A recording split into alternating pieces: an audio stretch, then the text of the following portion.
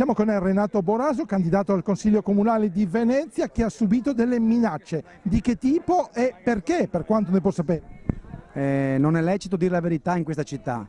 Io in tutti i mercati, in tutte le piazze dico: Renzi ha dichiarato, il PD ha fallito in città. Dire questo significa essere dei fascisti. Abbiamo subito minacce, di tutto. Io continuerò la mia battaglia per un'operazione di verità. Boraso Civica Popolare continua a dire la verità in città. Noi non ci fermeremo, perché dire la verità in questo paese è un fatto dovuto, un atto dovuto. Se Renzi ha dichiarato che il PD ha fallito, cosa facciamo? Li votiamo ancora in città?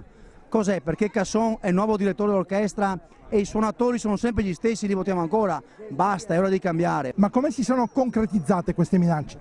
Ci hanno detto che ce la faranno pagare, che dopo le elezioni... Hanno mandato lettere anonime, che cosa? Anche qualche lettera anonima, ma non mi interessa, non ho paura di nessuno.